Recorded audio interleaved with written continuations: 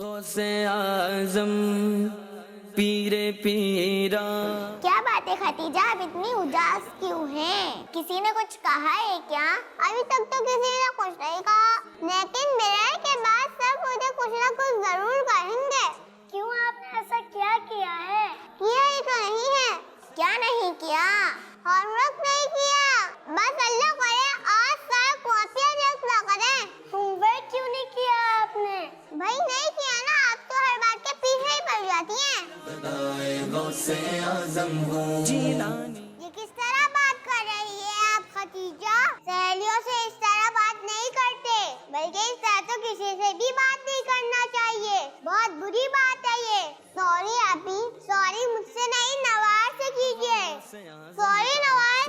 It's okay. سے غم پر ہے سایہ غوث. چلو بچیوں، اب جلدی سے اپنی اپنی کاپیاں نکالیں. ہوم ورک تو کیا ہے نا سب نے؟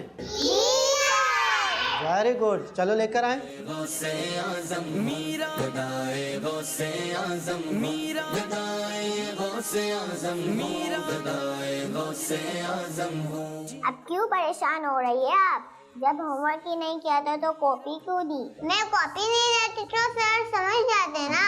غوث اعظم میرا گدائے، غوث اعظم ہوں. چلو بچیوں، باقی کاپیاں کل چیک کروا لیجئے گا.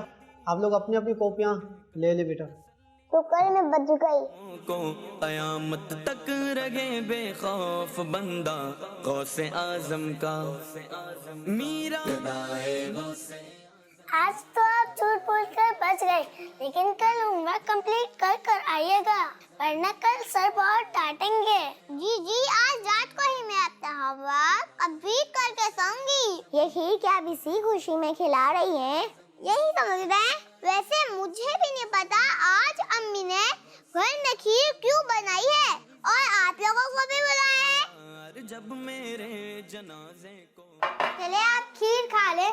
تیار جب میرے آپی، یہ آج امی نے کھیر کیوں بنائی ہے؟ خدیجہ، یہ کھیر امی نے 11ویں شریف کے سلسلے میں نیاز کے لیے بنائی ہے. 11ویں شریف کا مہینہ شروع ہو گیا ہے نا. لیکن آپی یہ تو ربیع الاخر کا مہینہ ہے نا. نوار فاطمہ، ربیع الاخر کے مہینے کو 11ویں کا مہینہ کہتے ہیں، کیونکہ اس مہینے کی 11 تاریخ کو ہمارے پیارے غوث پاک رحمت اللہ علیہ کا عرس مبارک آتا ہے، اس لیے اس مہینے کو غوث پاک کا مہینہ بھی کہتے ہیں. اچھا، اس مہینے میں غوث پاک رحمت اللہ علیہ سے محبت کرنے والے ان کو ثواب پہنچانے کے لیے مختلف چیزیں بنا کر ان کی نیاز کرتے ہیں اور لوگوں میں بانٹتے ہیں یا پھر اس طرح انہیں کھلاتے ہیں. اچھا، جبھی آج آپ نے ہمیں کھیر کھانے کے لیے بلایا ہے. جی، لوگوں کو کھلانا پلانا تو ویسے بھی ثواب کا کام ہے، لیکن 11ویں شریف میں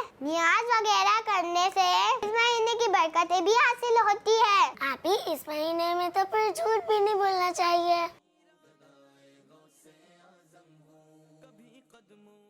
نوار فاطمہ، جھوٹ تو کبھی بھی نہیں بولنا چاہیے. آپ کو پتا ہے غوث پاک رحمت اللہ علیہ کو بچپن میں کچھ ڈاکوؤں نے پکڑ لیا تھا، اور جب انہوں نے غوث پاک رحمت اللہ علیہ سے پوچھا کہ کیا تمہارے پاس بھی کچھ ہے، تو غوث پاک رحمت اللہ علیہ نے ان سے وہاں بھی جھوٹ نہیں بولا تھا، جبکہ ان کے پاس بہت سارے پیسے تھے جو ان کی امی جان نے ان کے کپڑوں میں چھپائے ہوئے تھے. پھر تو ڈاکوؤں نے ان کے سارے پیسے چھین لیے ہوں گے.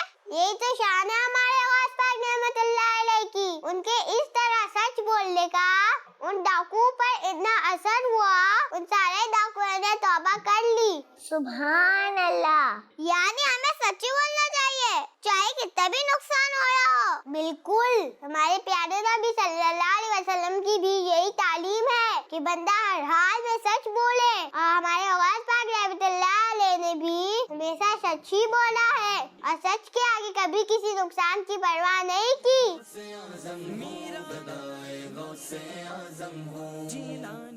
اچھا، اب آپ لوگ یہ کھیر کھائے نا.